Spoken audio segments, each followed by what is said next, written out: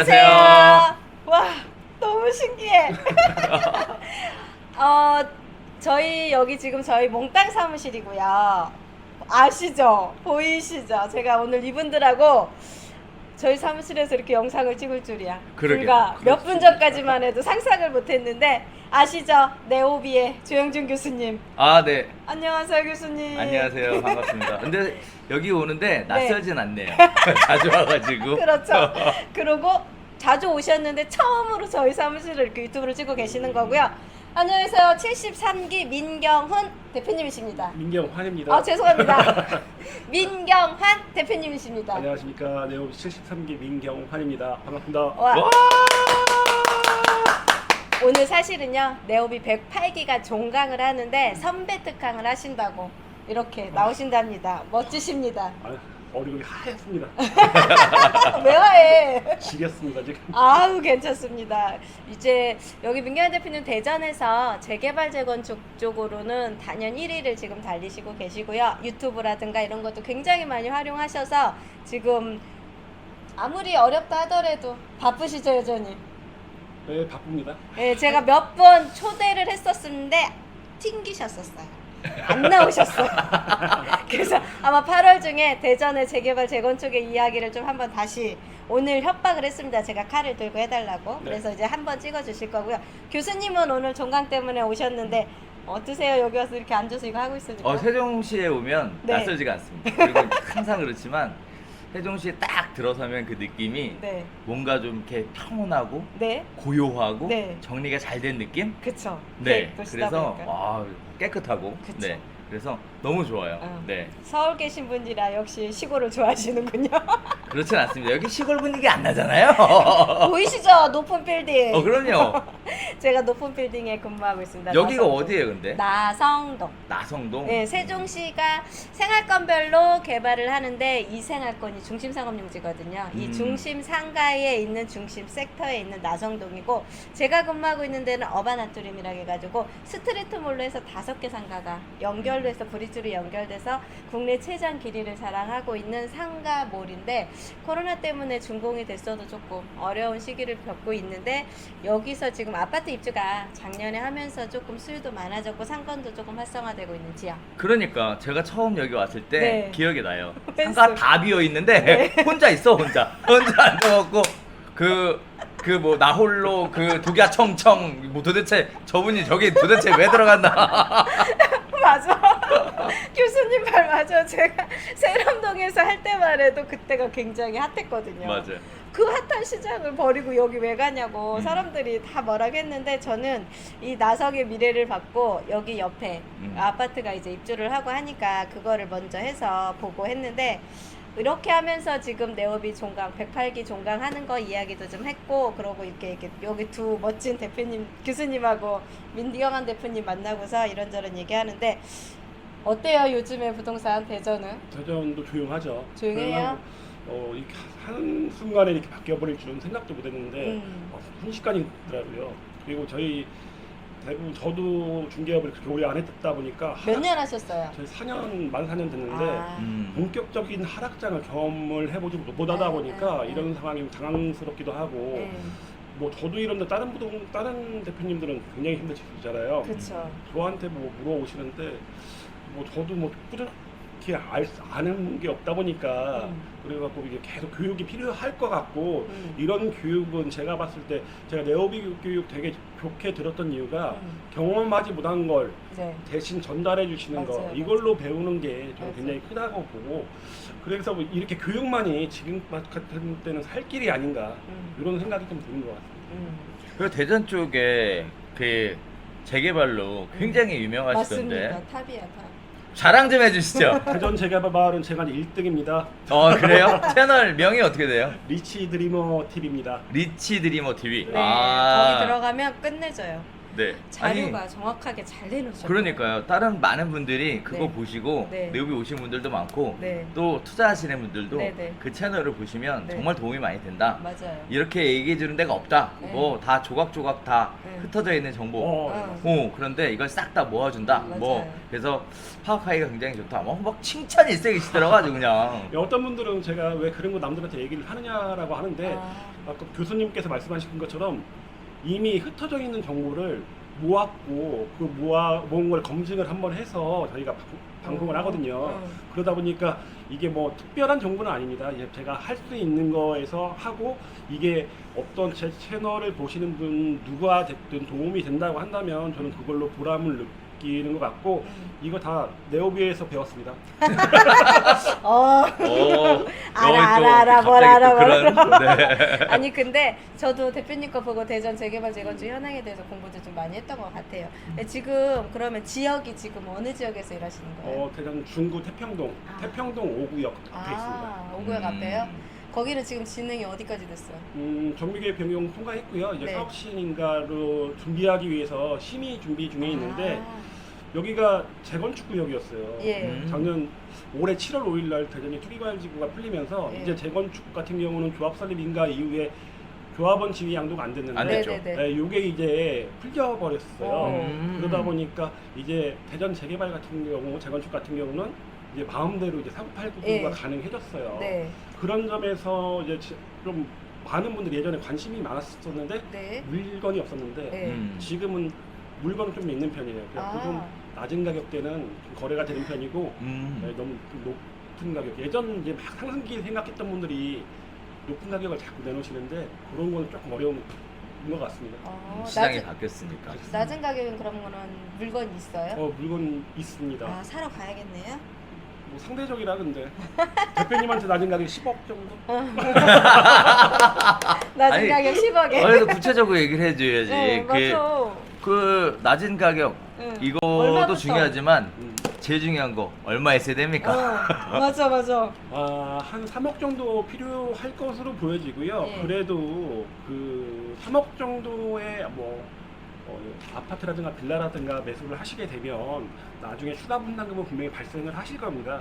하지만 대전에서 가장 핫하다고 하는 용문 123과 네. 유동천을 보고 마주보고 있습니다. 네. 그러다 보니 용문 123 같은 경우는 대전에서 분명히 가장 높은 8수다 기준 가장 높은 가격을 찍을 건 분명히 해 보이고 네. 그렇다면 길 건너서 서구하고 중구의 차이는 있겠지만은 중구의 이 태평동 5구역 자체가 용문 123의 85% 정도의 가격은 쫓아갈 거라고 저는 생각이 들다 보니까 제가 좀 자신 있게 좀 추천을 드리는 편이고 그런 거에 있어서 투자자분들도 많이 이제 그런 관심을 갖고 그러다 보니 너무 높지 않은 가격이라면 이제 매수가 좀 이루어지는 편입니다. 3억이래. 그 사업 시행인가 정도라고 하면 이제 비례율에 대한 얘기도 좀 나오지 때 되지 않나요? 근데 이게 재건축 같은 경우가 좀 애매한 게 재개발 같은 경우는 정비구역이 지정되면서 조합 설립되면서 대부분 그 조합원 수가 확정이 되지 않습니까? 네. 그래서 재건축 같은 경우는 사업 시행 인가 이후 조합원 그냥 신청 전까지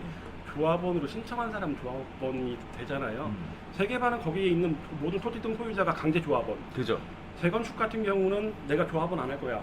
이런 분은 또 조합원이 안 되다 보니까 현재 정확한 조합원 숫자가 파악이 안 되고 있고 조합원 분양 신청까지는 제가 볼 때 한 1년 정도 남아있다 보니까 그때 정도 돼서 대략적인 비례율이 나오지 않을까 생각합니다. 그치, 중구 태평동에 신축 아파트가 없어요.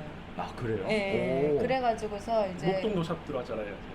태평동. 태평동 없죠. 목동에는 더샵이 얼마 전에 들어간 거고 없다 보니까 신축 아파트가 없다 보니까 거기에는 아마 그 지역 사시는 분들이 구축을 떠나서 신축으로 가고 싶은 분들이 많이 관심도가 있으실 것 같은데.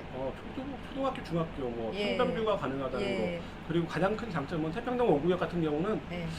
충청권 광역철도하고 네. 우리가 지금 충청도가 메가시티를 지금 하려고 자꾸 노력 중이거든요. 네네. 거기에 중심에 서 있는 게 충청권 광역철도인데 이 충청권 광역철도하고 지하철 1호선 이것도 이제 세종까지 연결이 계획돼 있죠. 그쵸. 이러다 보니까 요게 환승역 유일하게 생겨요.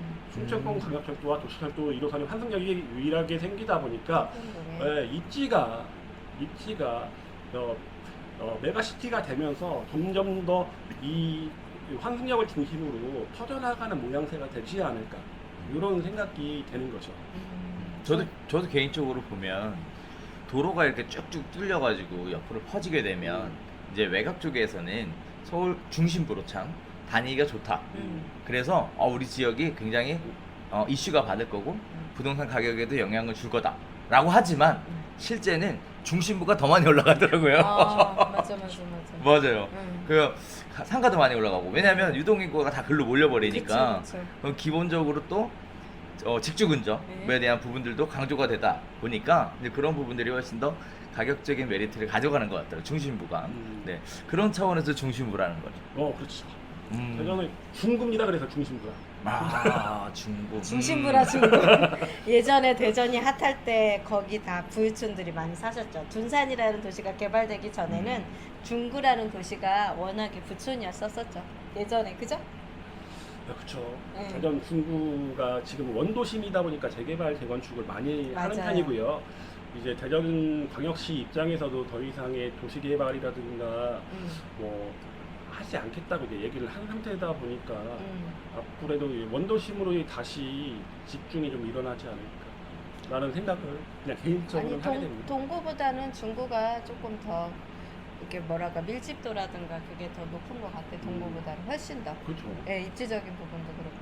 아무- 둔산하고도 좀 가깝고. 그렇죠. 예, 저는 개인적으로 또 물어보고 싶은 게 있었어요. 말씀하세요, 교수님. 그 대전 바로 옆에 그 네. 세종이라고 미운 오리 새끼 한 마리가 붙어가지고 대전의 그 수요를 싹 다 빨아가는 이런 대전에 살아서 중개하시는 입장에서 이 부분 어떻게 생각하십니까?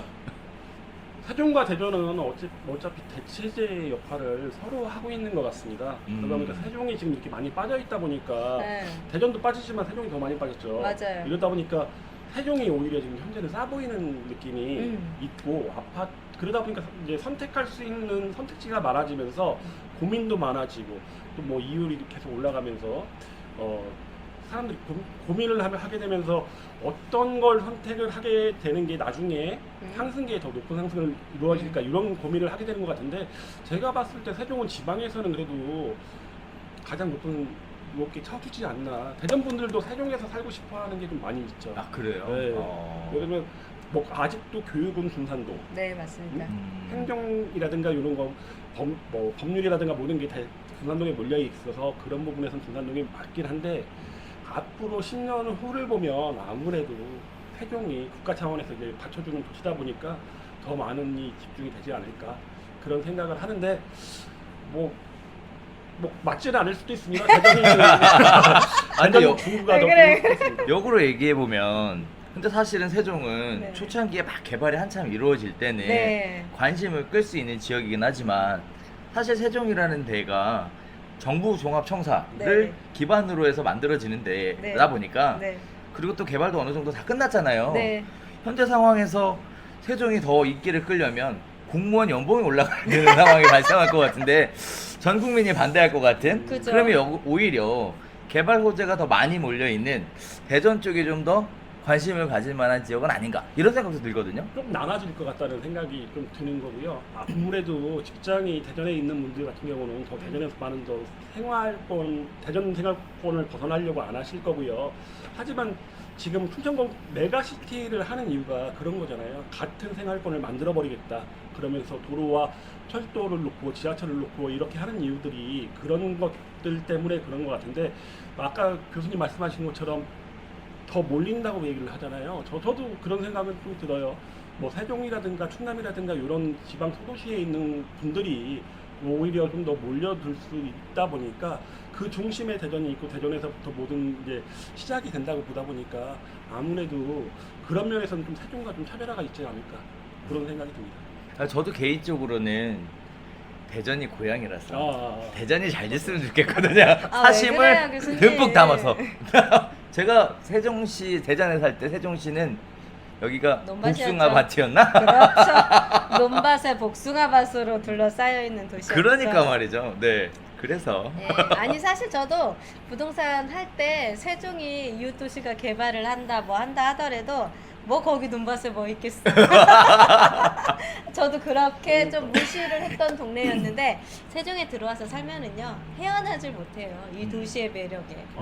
천마을이 미분양 났었잖아요. 예, 그래서 당시. 예 맞아. 그때 당시 미분양 났었고 그러면서 계속 시장 그때 당시 미분양 났었음에도 불구하고 세종의 천마을을 딱 분양하면서 그때 피가 시작을 했었어. LH가 공급을 했다 보니까 후분양을 했었거든요. 그래서 1년 건물이 준공된 지 1년 지나서 이제 분양도 했고 돌아가면서 미분양 되면서 전국에서 이제 투자자들 들어오면서 그때부터 프리미엄이라는 게 형성이 됐고 그때 당시 제가 중개업할 때는 대전에서 프리미엄이 없었어요.